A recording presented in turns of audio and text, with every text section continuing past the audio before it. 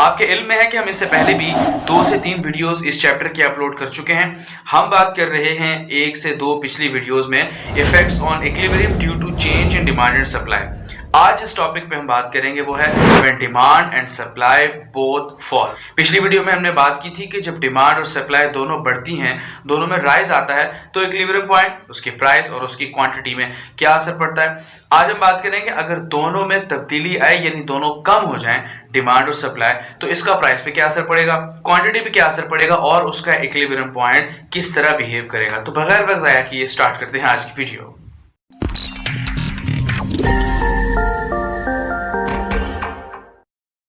जैसा कि आप लोग अपनी स्क्रीन पर देख सकते हैं कि एक ग्राफ है जिसमें एक एक्सिस पे हमने प्राइस ली, दूसरे एक्सिस पे हमने क्वांटिटी डिमांडेड या सप्लाई ली। सबसे पहले आप सिंपल डॉटेड ग्रीन लाइन को देखेंगे जो कि सप्लाई का कर्व और मैंने उस पे एस लिखा हुआ है, और उसके बाद दूसरा कर्व डॉटेड लाइंस पे आप देखेंगे जो डी आ रहा है आपके सामने ब्लैक कलर में।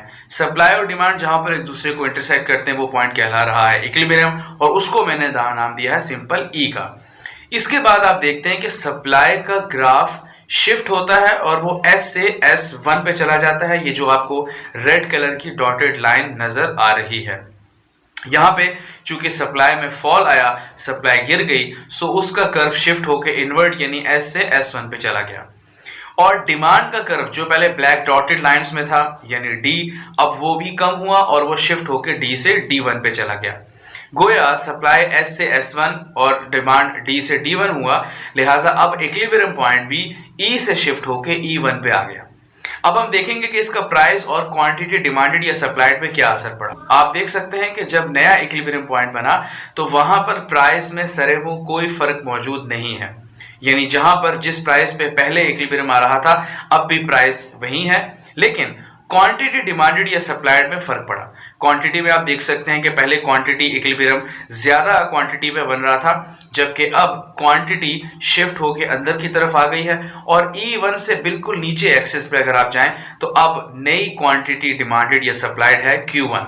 गोया ऐसी सिचुएशन में जहां पर डिमांड और सप्लाई फॉल करें वहां पर प्राइस कांस्टेंट रहेगी, लेकिन क्वांटिटी पहले की निस्बतन कम हो जाएगी। मुझे उम्मीद है आज की वीडियो आपको पसंद आई होगी। वीडियो पसंद आई है और समझ में आई है तो अपने दोस्तों के साथ शेयर कीजिए, चैनल सब्सक्राइब करना मत भूलिएगा और हाँ, बेल आइकन प्रेस कर दीजिए ताकि आपको मिल सके मेरी तमाम वीडियोस पर वक्त। मैं आपसे मिलता हूं अगली वीडियो में। टिल देन, अल्लाह हाफिज।